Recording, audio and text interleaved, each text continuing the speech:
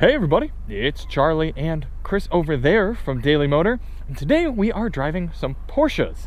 I have the 2022 Porsche Cayenne. This is actually remarkably bass, and yes, I know you typically come to Daily Motor for passenger seat reviews where we sit in the passenger seat and Chris talks about how good the headliner is in most luxury SUVs we have, but I have decided to let him enjoy a green Porsche for the next 45 minutes or so, and I will be telling you about our time so far in this Cayenne.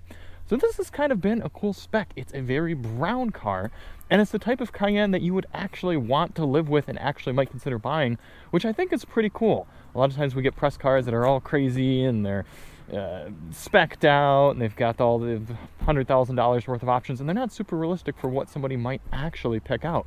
But this, like I said, is a base Cayenne with some summer tires, which is actually kind of fitting for our trip out here into the Southern California area. And it's got a good amount of options on it. A lot of the things you're going to want: heated and cooled seats, the rear wheel steering, which has been really nice, the air suspension, which we've also utilized. As you can see, we've actually had this on some dirt roads. We've been using it as a Cayenne is to be used. But that doesn't mean that it's not also fun to drive. So while the Topher is out here sporting the GR Corolla, and Christopher Brower is in the 911 Carrera T, and Tedward is back there digging something out of the back of the EQS AMG, I will be trying to have just as much fun in this Cayenne, and I think with this potent V6 motor, I should still be able to have a good time. One of the cool things about the Cayenne is it is one of the most universally usable vehicles on the market. You can fit 4 adults really comfortably and 5 adults if you have to. You can see evidenced by this dirt. We also used this car with Alyssa and Emily, and they were comfortable back there as well. And we stored all sorts of luggage in the back. We picked this car up from Los Angeles International Airport, and it worked great for that as well. As you can see, plenty of room. We even closed this out here in order to secure our luggage from prying eyes. And of course, it's been very comfortable in the front. I've had to do a lot of driving in less than ideal driving situations, both stuck in traffic on the LA freeways and going up tight cliffs and broken roads and out to the beach. Cayenne's really done an awesome job at all of it. So as these guys kind of get their videos started, let me pull out the window sticker here, show you what we're dealing with. 22 Cayenne, that 3-liter turbocharged V6, 335 horsepower, 332 pound-feet of torque, and it definitely does need the turbo to kick in to kind of help it get that. If they've had any complaints, it's a little bit of weirdness in throttle response before the turbo kicks in, but a lot of options. This is a $70,000 base price car, but $95,000, nearly $96,000 as we're driving it, including options such as the premium package, $6,400, giving you the Bose surround system, which we may or may not be testing separately. I'm going to try to squeeze that in, but it has been a busy week. I will probably get a review on it. I want to make sure I've heard it enough to accurately review the system. Lane change assist, heated front seats, power seats with comfort memory, the LED headlights, which have worked really well in these dark canyon roads. I've appreciated those.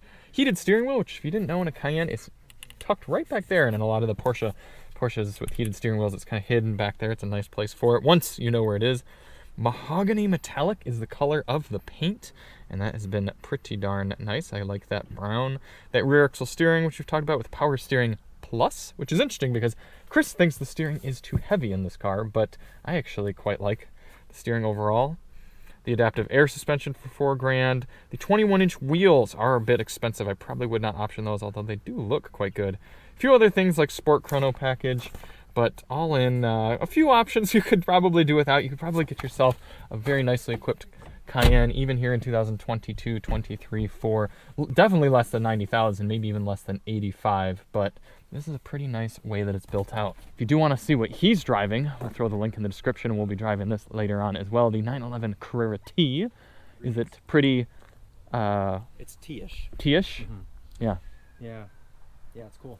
Feel good to be back in a 911? It does, yeah. The last 911 I drove was the GT3. Yeah, you haven't driven just a Carrera. You've gone Turbo S, GT3, and now a Carrera T. Someday you'll get in a base 911 Carrera and you'll be like, what is this? I know. Is this a Beetle? Descending the ranks of 911, yes. for sure. Yes. Well, it's still going to be a step up on these roads from the Cayenne, but I hear a Toyota starting, which means Chris is probably about ready to go. Tom, have you made your way through the build sheet? Never. This is too long. It doesn't matter. Drive the way it drives.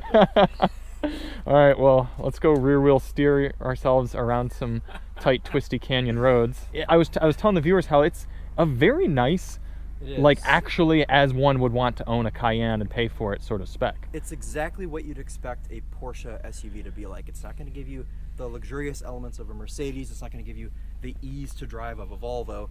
But it's a nice middle ground to where if you do still enjoy driving, you still enjoy the DNA of a Porsche, you can still find that in the Cayenne, which is what I really like about Porsche, is all of their cars still feel Porsche-y. Mm-hmm. And you have a little bit of a heavier steering rack in this car. It's nice when you're up in the canyons like this, but I'm not a huge fan of driving it through LA traffic and, you know, in the city and things. The air suspension, that's optional. That helps a lot. Does help a lot, as well as the rear wheel steering, which is also an option. Did you tell them this? Yes, like I looked through the $30,000 options. in Yes. Okay. So I mean, it's a nice car. I mean, I've enjoyed living with it. Would it be my top choice in this segment? I don't know, but maybe if you lived out in these roads, as we're about to see, it would be up there. It would be up there. It is almost the opposite of the Volvo XC90, isn't it? It really is. Volvo XC90 couldn't care less about driving, No. and this cares too much about driving. It does care quite a bit about driving. Yeah. Here we are coming in, greeted with a very cool, very Porsche-esque interior. This one does have the proxy key, so this left side starter just lives over there. Little twist and the car starts up. Power adjust steering column, thank goodness. We're going to continue as guest as we have been doing in this car. Looks like I have taken Chris away that he will have to negotiate speed bumps. So that's fun. But when you're in the Cayenne, that's totally okay. You can simply bound right over these speed bumps, although these are some big ones. I'm sure Chris really appreciates that. Porsche, of course, has tuned this engine to be a fun motor to drive, especially when you got it in sport mode, which is right here, very easy to adjust. Can zoom about, and it's pretty responsive. Like I said, when it's not on boost, it does take a quick second to get up and going, but then it's plenty of fun power after that. Get down into Sport Plus, do a little manual shifting, and you can have quite a bit of fun with this car. The air suspension firms up.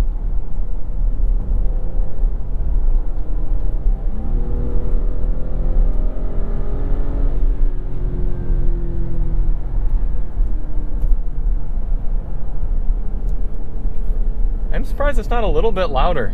Chris was joking, when you drive it calmly, it pretty much just sounds, all you can hear is turbo sound.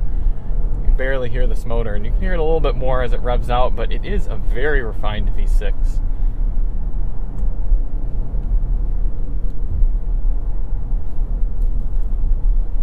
And then once you get stuck behind traffic, which often happens in this world, just dial back into sport. You can still have a little bit of fun, a little bit of liveliness, but no sense in boiling away fuel.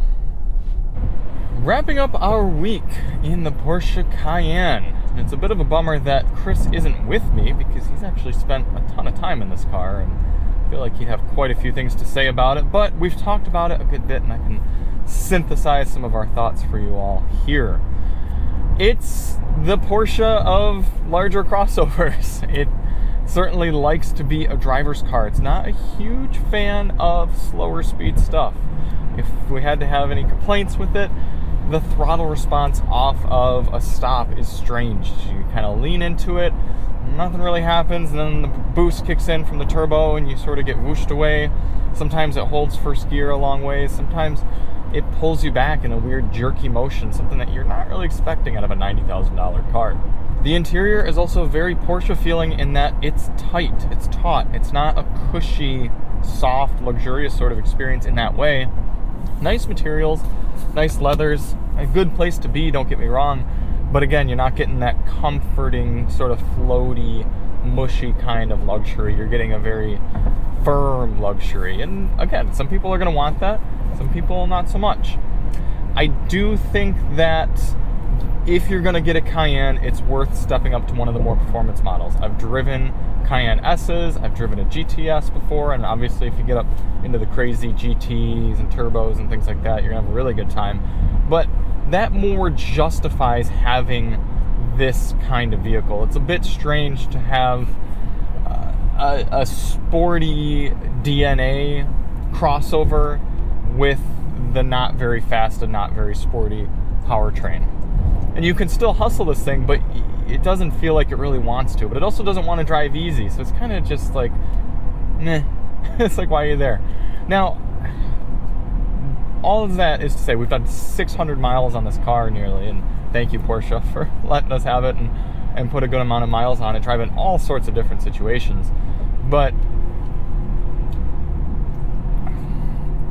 when you're paying this sort of cost, it's a little like, okay, just step up. Just step up to an S. I'm telling you, pay more money and you will be happier. You will more enjoy your Cayenne. You can take it out onto twisty roads and really have fun doing it, and not feel like you're pushing it out of its element as much as you have to with this car.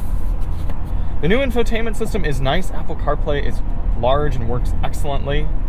And another cool thing about Cayennes and Porsches in general is you can really pick and choose exactly what you want. When you're buying a new Porsche, if you don't want heated seats in the back, don't get them. If you do, pick them. You can very much individually choose options without, in general, having to choose them in packages the way you have to with a lot of other brands. So overall, we enjoyed the Cayenne. I can certainly see why someone would want to buy it in this class, and I can also see why someone wouldn't care for it that much and would want something that's a little bit more lazy, because sometimes when you're just driving down the road, you want kind of a lazy SUV. But if you want that sporty-ish feeling, I recommend you check out the Cayenne, but again, maybe check out an S. At least it looks really, really nice. So thank you all so much for watching. We'll be back at you with more driving action soon, and we'll see you on the next one. I'm Charlie from Daily Motor, and as always, drive on.